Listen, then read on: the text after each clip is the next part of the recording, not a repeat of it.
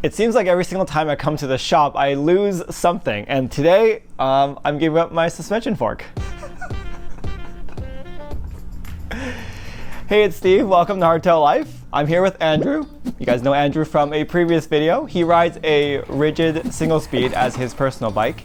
And for some reason, I was silly enough to ask the internet when my headset and fork area was creaking whether I should service it or to go rigid.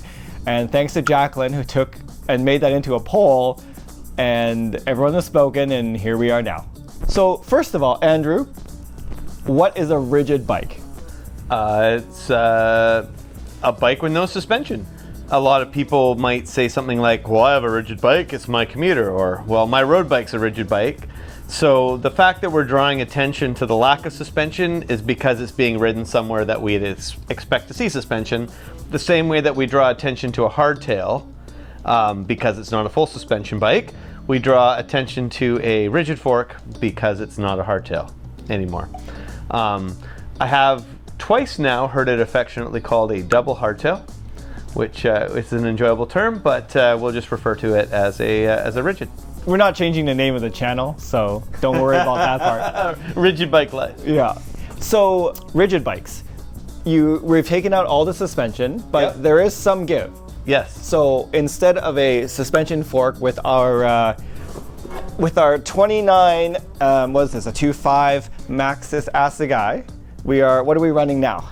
All right, so this is a 29 by 3 inch tire. There's a few options still on the market. This one in particular is a Bontrager. This is an SE4, which is a tire that hasn't been available for a bit, but it's basically the same as an XR4, which you can still buy, at least for now. It has been discontinued, but there's inventory available. That's on an I-40 rim, so an internal 40 mil rim.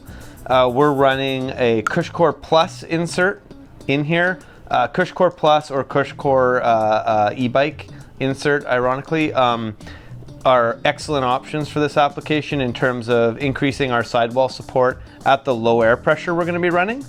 Right now we have about 12 psi in here, which is where I would run this tire. I've got quite a few pounds on Steve, so he might be closer to 10 in his happy point, and he's going to figure that out by bracketing some different air pressures. All right. So it sounds like we're giving up quite a lot of travel, but I've been told that nothing has more travel than your arm. So is there still that? Shout out Richard Cunningham. And it does sound like we have some compliance in the lower air pressures, the wider section, and the massive CushCore insert. And the massive CushCore insert, which weighs over 300 grams itself. So we have shed a lot of weight by taking off Steve's 160 mil Fox 36 and putting on an aluminum rigid fork. This one's an RSD. We saved a lot of weight in the fork. We've added some rolling weight, but he's single speeding, so he's not going to notice it. He's going to be up out of the saddle frothing as he pedals anyways. So what's a little bit of rolling weight? I'll get there when I get there. Okay, so we have a standard front suspension fork setup. What's the first thing we're going to do? So the biggest thing that we're worried about is the axle to crown height of our suspension fork, because rigid forks come in a lot of different sizes. The first thing we do is we measured the axle to crown height of your fork, and then we subtracted the 20% or so sag, which is a static number, and we know this is still shorter than your sag number was, but it's one of the longest rigid forks on the market. This is a 510 mil axle to crown fork from RSD in Ontario. Most rigid forks you're looking at, Surly is a really popular option, are going to be too short to replace your suspension fork on your bike. They're going to make too big of a change from your current sag geometry. So our static geometry is quite different, but it's still going to ride similar to what you're experiencing and what you're expecting. And here on the North Shore, the steeper the trail on a hardtail, the further Steve's sitting into that number. So at some point, this is actually going to ride higher than his suspension fork would have been riding. Right. So step one was to make sure you get all the numbers right. It's all about the math. Okay. Absolutely. One more number before we did that. We measured your axle to bar height. Right. Static. Right. Calculated what it would be sagged. So we had a number to go on. So what is that reading? Like a 74 and a half. 74 and a half. Straight up. 745. So 745 is our axle to bar height. Okay. But sagged, right? You're going to be running like 20% sag. Okay. 160 minus 20% is 32 mils. Okay. And then we said your axle to bar height was 745 minus 32. So that's like 713 mils. It's exactly 713 mils. Okay. And so if we're thinking about your sagged height, somewhere around 713, 715, that would be a good goal for our starting point. Just so that we're trying to mimic what I'm already experiencing. Yeah. Okay. Now the thing about hardtail is, because this is fixed, essentially you're pivoting around this point of the axle as you go through your travel, right? Yeah. So a lot of the time, like we joke about, we set bikes up based on sag, and we're like, okay, you're running 20% sag. But you know, as soon as you drop into a North Shore trail, you're running 50% sag. Then you hit the first bump and you're hitting 75% sag, but then you come off that bump and now your fork's extended again, right? Like our geometry change with a hardtail is massive. Right. And you think about it, like if every degree of head angle is about 25 mils, give or take, right? You're going from your static head angle of, what's this bike, 64, right? Like then we're sagged at 65, then we're bottomed at 70, 71, then we're back, like it's a massive change. Right. With this, our head angle's never changing. So even though the axle to crown of the rigid fork is going to be quite a bit shorter, right, where we end up head angle wise is just where you end up. So your bottom bracket is going to be lower. Okay. And there's going to be situations where you're going to hit it that you wouldn't have hit it with your suspension fork if it was all the way up. Okay. But if you were bottomed, your bottom bracket would be way lower, right? Right. So your static geometry, your bottom bracket's going to be lower and your head angle is going to be steeper. Okay. But in the really crazy, shitty situations on boundary where you're fully bottomed, trying to steer your bike through something crazy, you're actually going to have a slacker head angle and a higher handlebar now with the rigid fork than you do with the suspension fork. So on the one hand, you're got a lower bar, a steeper head angle, but on the other hand, when you really want the geometry to be slack and aggressive, it's going to be slacker and more aggressive. All right. So once we have that in place, what did we do? We dropped the wheel, we unhooked the brake, we dropped the fork, we slapped this fork in, and then from there, we dropped the parts, we put the new parts on. Let's pull the front wheel off. Okay, I can do that. And then we're going to start by swapping our rotor over to this wheel. I think swapping the rotor over to the wheel is sort of like makes it official a little bit. Okay. Yeah, because it means you're not using this wheel anymore. This is T25. T25. Right there. Thank you. This has an upfront cost. So this is an RSD rigid fork, company based in Ontario. It has an upfront cost of buying the fork, but it has zero service cost. And then we put the massive Cushcore Plus insert in here, which lasts forever, right? And then the big ass tires last so long. You know, it's one of those things. You pay for it up front. If you buy a bike that has a suspension fork, you know, you got to service it every year. It's $200 a year minimum in service, right? So I haven't really been servicing my fork, unfortunately. So I should.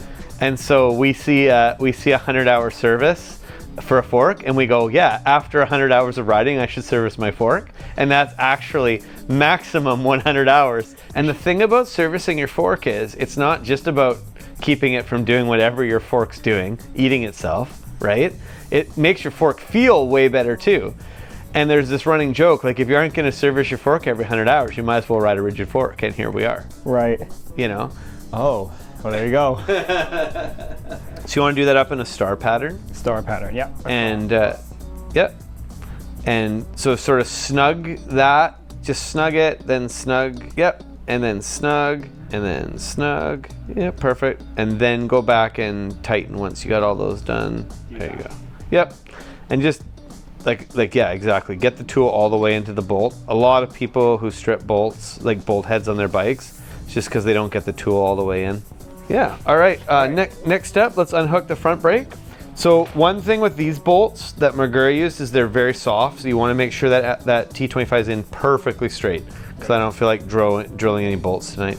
Like T25 is a great interface. No complaints about using T25 to put a caliper on, but I've seen a lot of these stripped out. I see. So this right here is the adapter you were talking about, the whatever 160 or 180 to the 203. So we're going to 203. So if it's from 160 to 203, then you need a plus 43 adapter. And if it's from 180 to 203, then it's a plus 23 adapter. And I think we're going to find that's a plus 23, which is what we need for the RSD rigid fork. So that's easy. Magura, actually, to their credit, is really good about printing on all their adapters. So once we cleaned off all your brake dust, post mount 180 to 203. So this adapter is going to work perfectly with our RSD fork. Do you ever use your blue Haf-Clip? Sometimes. Yeah. Sometimes. Yeah, long fire road climbs or whatever? Yep. I think we'll get one for Claire's bike for her chin bar for the summer in Cumberland work, so I don't have to carry it for her. Oh, nice. Yeah, I actually do, like, not as much because we do tech climbs, and when I'm riding tech, I just wear the helmet. I'm the same way, and I ride a fixed chin bar like you, not a removable, so. Right. But I have used it to strap my kids, like, raincoats and, like, sweaters. Yeah. Yeah, okay. Yeah. So I have used it quite a few times. I think it's great. Yeah, perfect. So will my fork just drop? Nope, it's still held in by the stem bolts. Oh, okay. That's why we're taking this off first, is sometimes these plastic EDC light systems like to stay in there. Okay. There you go. See, there's another use of the Haf-Clip. Oh yes, you can. Is creating leverage to pop out our EDC lights. The Haf-Clip is great. I think everyone should know about it, whether they choose to run it or not. Yeah. You know what? It's somewhere to put your chin bar, and I like that it's metal and it's blue. Claire's favorite color. It's bent because I've landed my bike, so it's actually taken a hit for my bike. It's bent. There you go. There's another purpose. You better replace it, because you know, mountain bikers, we can't run anything bent and scratched. That's like, what kind of princess bike is this? Yeah, my whole bike is bent and scratched. Ooh, that was tight. It's not just going to slip when we're doing the initial loosen, so I don't have to worry about that right now. We're going to pull those bolts all the way out before we reinsert them, and we're going to put some grease on there, because grease on stem bolts is nice. Now we're thinking about it possibly dropping. Okay. It depends on the headset. Some headsets, the split ring holds it really tight. Other headsets, it goes. So hold the fork in one hand, wiggle the stem up with the other hand, wiggle, wiggle, wiggle, wiggle, wiggle, wiggle, wiggle.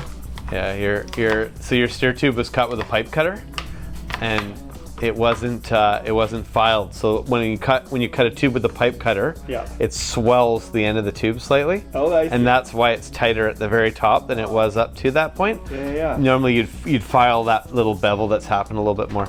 So there's our headset bearing. All right. Some mechanic very recently did a nice job greasing this. Earlier last week? Yeah. Thank you, Geoff. And now what we run into next is there's two types of headset crown races. Okay. There's ones that have a split. This one. And that would just nicely pop off. And there's ones that don't have a split, like this one. Okay. Right? So when they don't have a split, sometimes they're loose enough that we can just get back here. Okay. And we can just pop them. Oh yeah, and just kind of work your way around? Yep. Sometimes. Okay. A lot of the time, that really big, mean looking tool on the wall is what we would use to do this. So crown races, so you know, these are technically a wear item. Okay. Now, you can reuse them as long as they go on your new fork tight. Okay. But if this just goes on loose, Yeah. then it's something we'd want to replace. Okay. What's the purpose of a crown race? This is what the bearing sits on.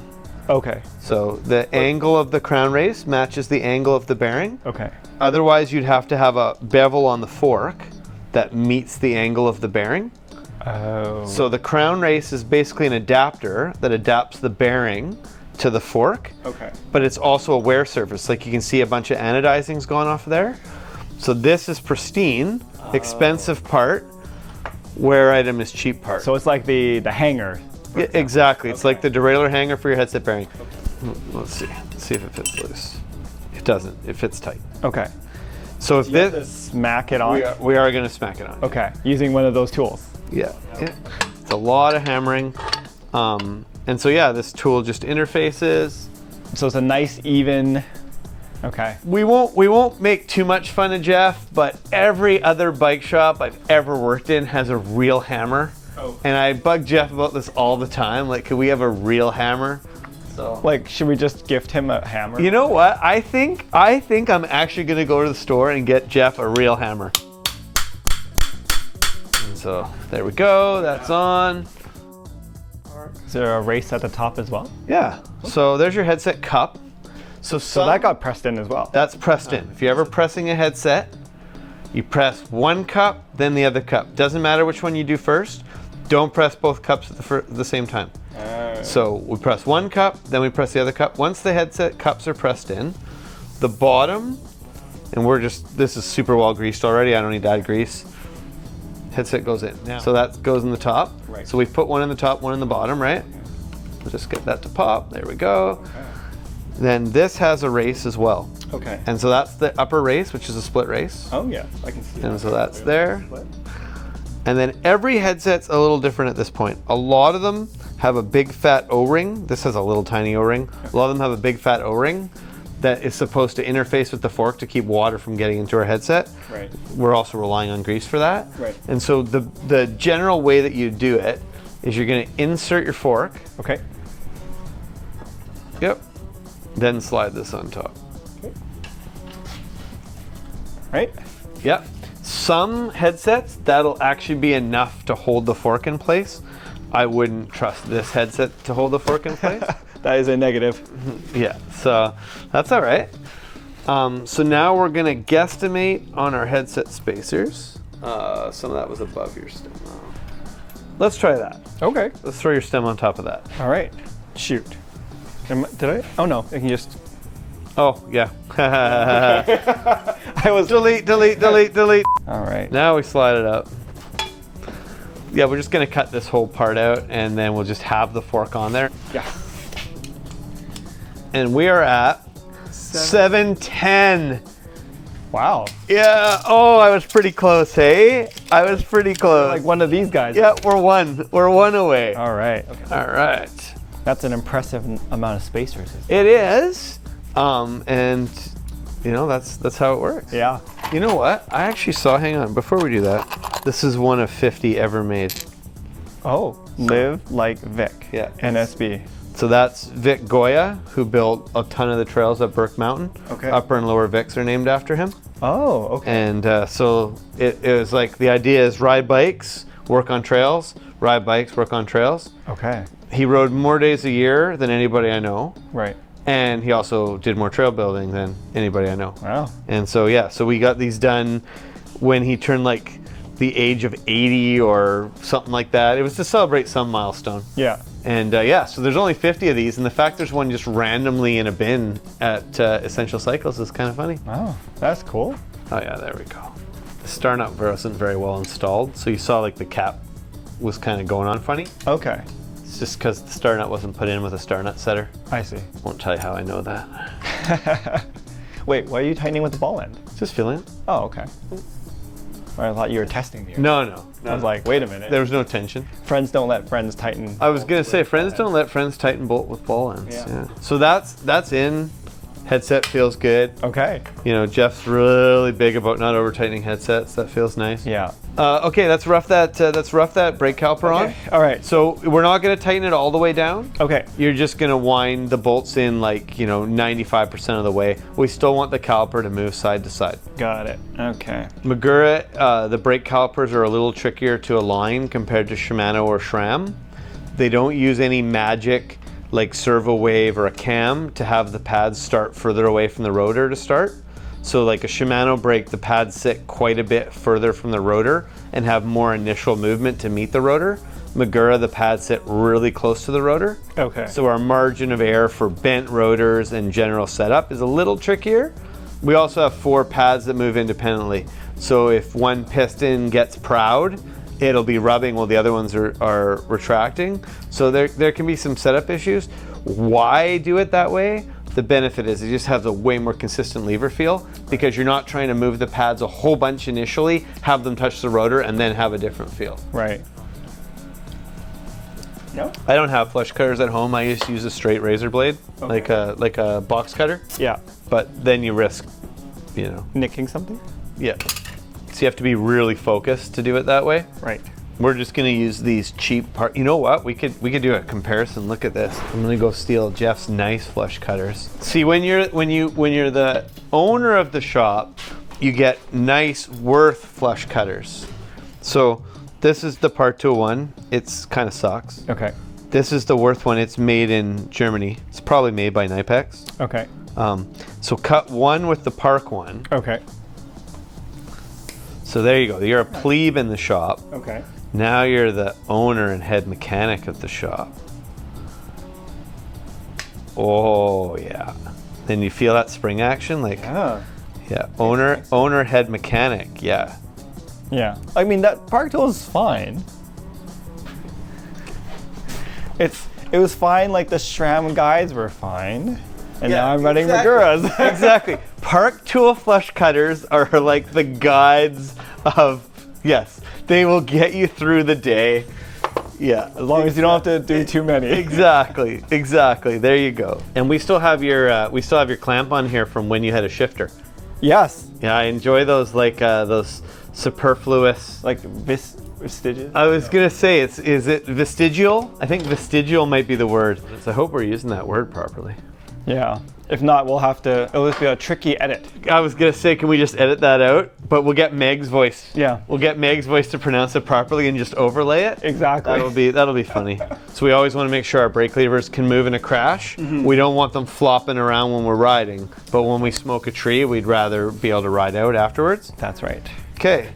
So now we're gonna put the wheel on. Okay. The wheel's not light because it has a massive Cushcore Plus insert in it that weighs over 300 grams, but we just took off the suspension fork. We almost should have weighed them both to show how much weight you're saving by having this rigid fork. So we'll wind that on, but just for our purposes, we're gonna put the bike on the floor to tighten it. Right. Just so we make sure the first time we're getting it. Look at the clearance on this. I could put a fist between the top of the crown and the tire. And that's with a 29x3 tire. Yeah. All right. There you go. Okay. There we Looks go. good. Yeah. Looks like a monster truck. Feels good. But that looks pretty good. So let's throw that back in the stand. Okay. I can do that. Now we're going to align the brake. Okay. You said align the brake. So now we're going to align the brake with the caliper so that we can tighten it down, right? What's the process of aligning the brake? Do you like keep it loose and movable? So it's a great question. Okay. So a lot of the time when you're setting up a SRAM or Shimano brake, the way a lot of people do it is they just grab a fistful of brake lever. The caliper centers itself enough. Okay. You tighten it down, and then from there you can make minor adjustments. Okay. If you were at home and you were doing this job, what you would do is you'd be looking down through. You can see the pad to clearance, the pad to rotor clearance. Yeah. And you just very gently tighten it up, and then you try and move the bottom. Oh yeah. So you're eyeballing it to have a relatively same amount of space between We want it pad, rotor, pad. exactly, because they should be moving the same. So Geoff has this handy tool. Those are some tight tolerances. Yep, with Magura it's tight, and that's why it rubs me the rotor. So this is a tool that Hayes makes. Okay. Called the feeler gauge. And so this is another way to do it with brakes that have really tight tolerance. There's like a bike tool for everything. So what we're gonna do is we've slid the feeler gauge in. Okay. Now we're gonna tighten these bolts. Okay. Then we're gonna pull it out. It's not gonna be perfect. We're gonna have to adjust it from there, but it's gonna be close to perfect. It's gonna be more close to perfect than if you just eyeballed it and had to adjust. Right. All right. So I'm like pretty finger tight now, like pretty. Oh, go all the way tight, and then we'll pull the feeler gauge out. Super cool. Yeah, yeah. So give that a spin. Let's see how much it rubs. Okay. Fingers crossed. Okay. So yes, noise. However, you'll notice the wheel is still spinning, right? Sure. So we're really close. That's true. You see how I self-edited that bike shop word there? I'm getting good at this show business thing. I don't say all the time when I'm on microphone. Yeah. We need to move the top. We need to move it over just ever so slightly. So a trick here is we probably can just loosen the top Okay. and use a little brute force to shift it over and then tighten it back up, we probably don't have to loosen both bolts. Okay. But maybe we do. This is a surprisingly straight rotor for a rotor that you own, so I have a feeling like you've either swapped this out for tonight. It was in the order. Yeah, It was in the work order. I knew this rotor was too straight to belong to you. I can't lie because I actually sent you a photo of the work order. Look at that. That's not bad. That's pretty darn good. That's pretty darn good. All right. All right.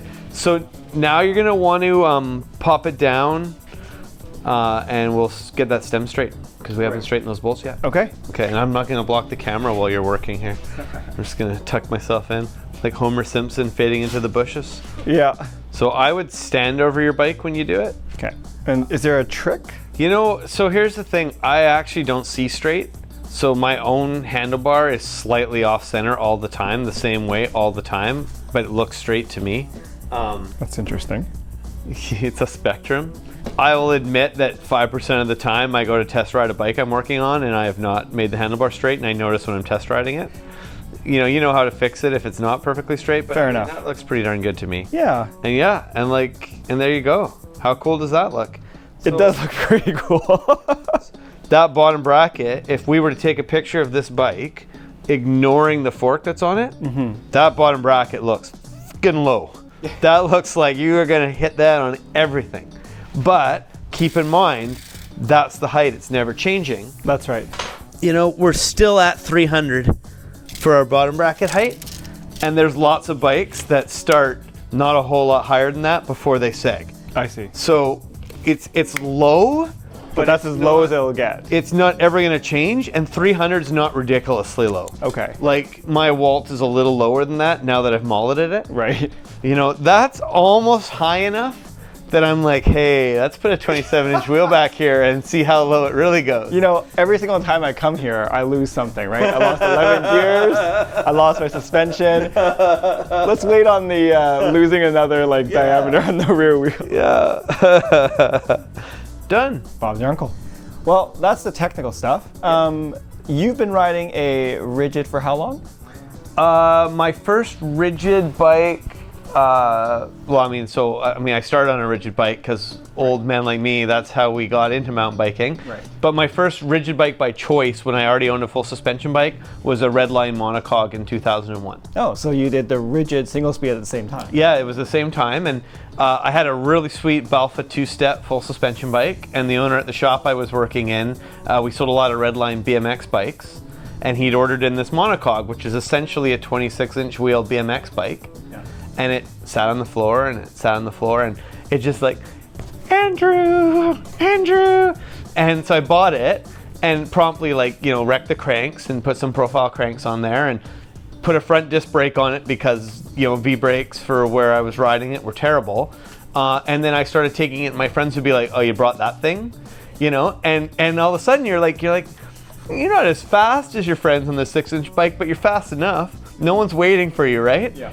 And I rode it so much more than my full suspension bike that I got rid of both of them, and I got a Balfa Minuteman and a rigid fork for that. And so I had a rigid single-speed Balfa Minuteman, which was, again, still a bike that I have nostalgia for in a huge way. Yeah. And that became my bike. And the first time I ever rode Pipeline, our favorite trail.